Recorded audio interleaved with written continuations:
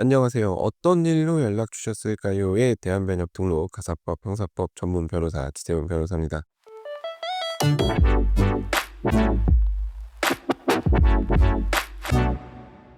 자, 오늘은 자기 책임의 원칙이라는 것에 대해서 한번 얘기를 해 보려고 합니다. 기본적으로 개인의 법률 관계에 있어서 자기 책임의 원칙이라는 것이 적용됩니다. 판례는 자기 책임의 원칙에 대해서 이렇게 판시하고 있는데요. 개인은 자신의 자유로운 선택과 결정에 따라서 행위하고 그에 따른 결과를 다른 사람에게 귀속시키거나 전가하지 아니한 채 이를 스스로 감수하여야 한다.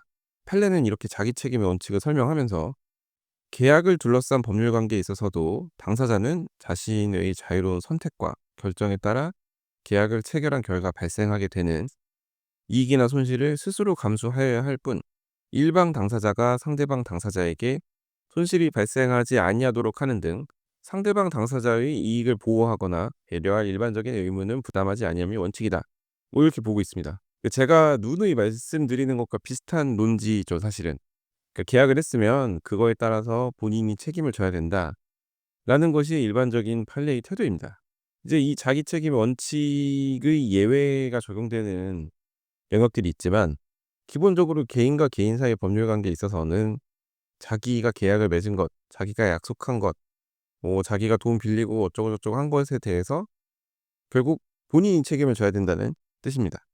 이미 계약서 쓰고 돈 빌려주고 뭐 다 해 놓고서는 나중에 법원에 가서 정말 이 저의 억울함을 좀 알아주세요라고 주장을 해도 법원에서 쉽게 도와주지 않습니다.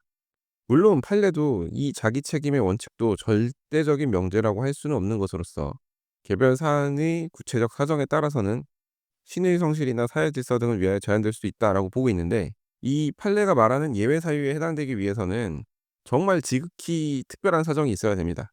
아니면 애초에 이 자기 책임의 원칙을 제한하는 법령이 있든지, 그게 아니고서는 본인이 계약을 체결하고 행동한 것에 대해서 법원에 도와달라고 할 수가 없어요.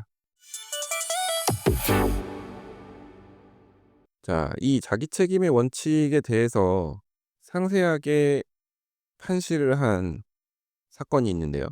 바로 이 강원랜드 사건입니다. 이 사실관계를 간단하게 설명을 드리면, 강원랜드에 출입해서 이 단순한 오락을 넘어서서 정말 도박을 즐겼다가 크게 손해를 입은 사람이 강원랜드를 상대로 손해배상 청구를 한 사안입니다. 근데 이제 이게 원심에서는 강원랜드에게 손해배상 의무가 있다고 보았어요.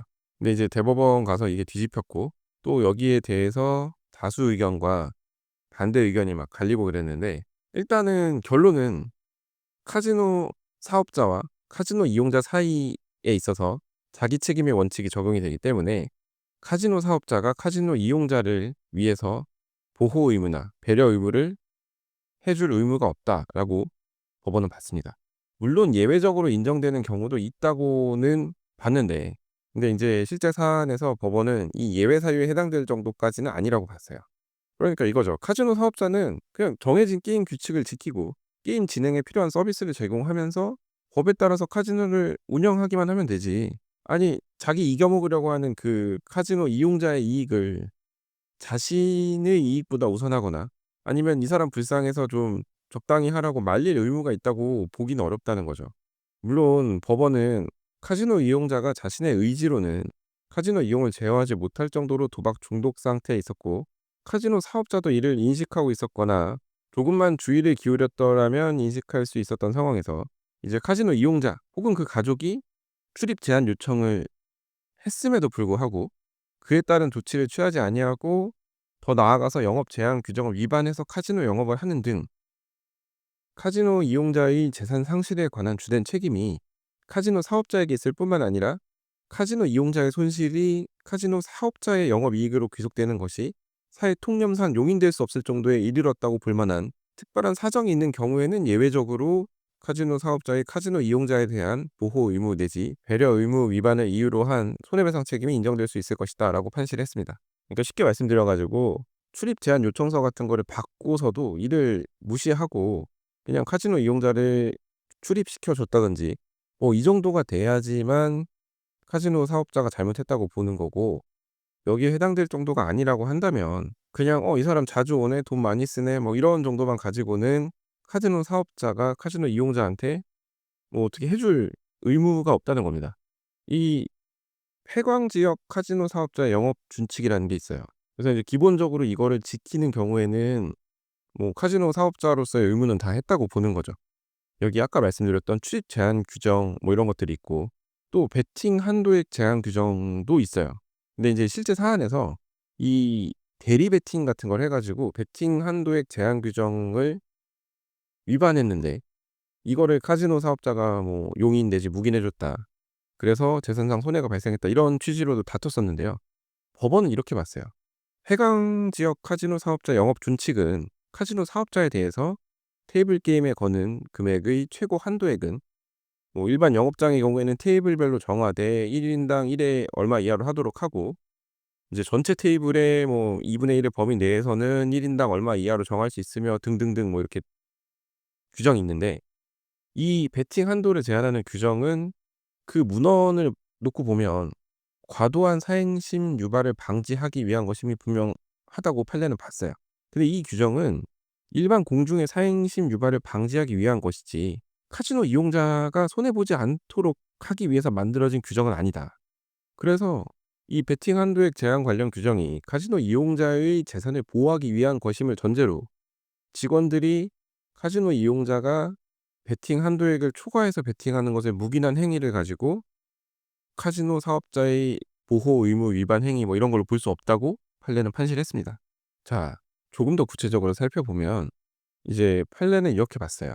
피고가 운영하는 카지노는 1년 동안 하루도 쉬지 아니하고 개장하고 1일 20시간 운영할 수 있으므로 1회 최대 베팅액이 얼마가 됐든 간에 매일같이 출근 도장 찍고 거기다 베팅을 하면 손실 규모가 엄청나게 커질 수 있는데, 영업 준칙은 카지노 이용자의 게임 참여 횟수나 거는 금액의 총액에 대한 규정을 두고 있지 않다. 그리고 어차피 1회 베팅 금액에 제한이 없게 되면 카지노 이용자가 누적된 손실 금액보다 많은 금액을 베팅하는 방법으로 단번에 그때까지 손실 금액을 만회하고도 남은 돈을 딸 수도 있기 때문에 법에서 제한을 안 해도 카지노 내부적으로 1회 베팅 한도액을 정해서 운영을 한다. 그리고 영업 준칙상의 베팅 한도액 역시 일반 영업장 그리고 회원용 영업장을 달리 정해서 회원용 영업장에서는 내규로 베팅 한도액을 대폭 상향해서 정할 수 있도록 하고 있다. 근데 이런 사정에다가 자기 책임의 원칙 등을 종합해서 보면 카지노 이용자가 1회 베팅 제한 한도를 위반한 것을 눈 감아 준 것만 가지고 보호 의무 위반으로 볼 수 없다. 뭐 이렇게 판례를 봤습니다. 그러니까 쉽게 말씀드려 가지고 저희 로또 같은 것도 1회 뭐 구매 금액 제한이 있는 걸로 알고 있는데, 여기서 사고 저기서 사고 해도 사실 그거를 민증 봐 가면서 옛날에 코로나 마스크 살 때처럼 막 제한을 두거나 하진 않잖아요. 그러니까 그런 거 비슷하게 생각을 하시면 될 것 같아요. 진짜 있는 대로 로또를 다 긁어 모아 가지고 당첨이 됐다고 해서 그 당첨을 무효로 하지 않듯이, 뭐 인제 다른 사람한테 돈 쥐어 가면서 대신 베팅하도록 시켰다고 하더라도 그거는 이제 본인이 책임져야 될 부분이고, 그거를 막지 않아서 본인이 더 손해를 봤으니 카지노 사업자한테 책임을 지라고 요구하는 건 옳지 않다라고 법원은 본 거죠. 근데 이게 대법원의 다수 의견이긴 한데요. 반대 의견을 읽어보면 또 반대 의견이 하는 얘기가 타당한 측면이 일견 있거든요. 그래서 그 반대 의견에 대해서는 내일 이 시간에 다시 한번 얘기를 해 보려고 합니다. 근데 어쨌든 다수 의견이 카지노 사업자가 카지노 이용자를 보호해 줄 의무가 없다고 본 것은, 이제 저의 솔직한 의견으로는 백날 여기서 보호해 주고 배려해 주고 해 봤자 결국 '다른 데 가서 하지 않았겠나.'라는 생각을 한 것도 어느 정도 영향이 있지 않을까, 이렇게 한번 생각을 해 봅니다. 외국 가서 하면 그만이니까요. 요즘에는 외국까지 갈 것도 없고 그냥 핸드폰으로 하면 되는 거고. 당연히 불법입니다마는 그래도 여기서 못하게 하면 저기 가서 하는 게 도박이니까요. 그리고 그게 도박의 무서움이니까요. 자, 오늘 제가 준비한 얘기는 여기까지이고요. 오늘도 끝까지 들어주셔서 감사합니다. 자, 다음 에피소드에서는 더 흥미롭고 유익하고 현실적인 그런 법률 이야기로 찾아뵙도록 하겠습니다. 이상 대한변협 등록 가사법 형사법 전문 변호사 지세훈 변호사였습니다. 감사합니다.